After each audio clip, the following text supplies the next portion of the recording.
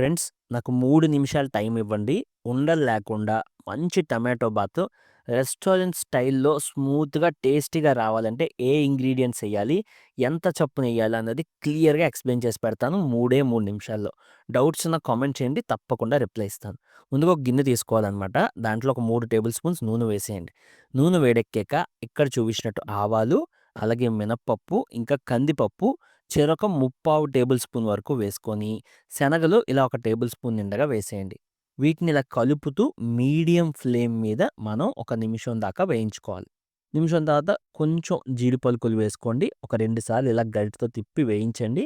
ఆ తర్వాత అల్లం ఒక ఇంచు అల్లం చిన్న ముక్కలు కట్ చేయండి. ఒక పచ్చిమిరపకాయ ఈ స్టైల్‌లో చిన్నగా కట్ చేసి వేసుకోండి. ఈ రెసిపీకి అన్నీ చిన్న చిన్న ముక్కలే కట్ చేయాలి. అప్పుడే ఫాస్ట్‌గా, పెర్ఫెక్ట్‌గా ఉడుకుతాయన్నమాట.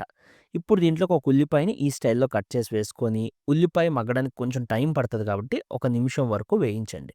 ఈ ఉల్లిపాయ వేయించిన తర్వాత, మనం ఇందులోకి కావాల్సిన వెజిటబుల్స్ వేసుకోవాలి. దీంట్లో ఫస్ట్ క్యారెట్ వేయండి. క్యారెట్ అన్నిట్లికన్నా ఎక్కువ సేపు తీసుకుంటది వెజిటబుల్స్‌లో. ఇక్కడ మనం వేయబోయే వెజిటబుల్స్‌లో. సో, ఫస్ట్ అదేసి, ఒక నిమిషం కలిపిన తర్వాత దాంట్లో క్యాప్సికమ్ వేయండి.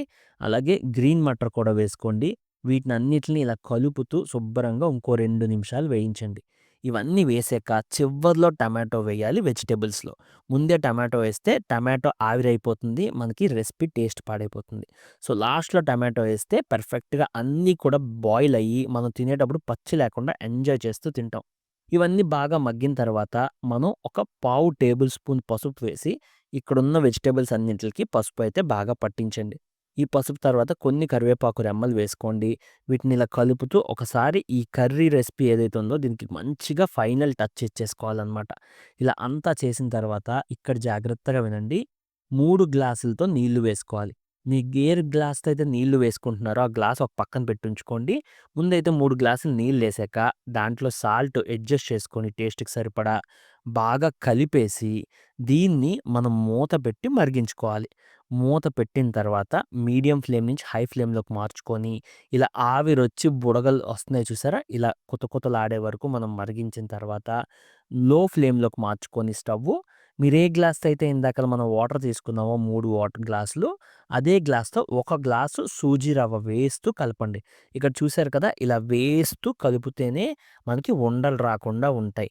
ఓకేనా? చాలామంది ఒకేసారి రవ్వ వేసేస్తారు. అలా ఏస్తే ఉండలు ఉండలయిపోతాయి.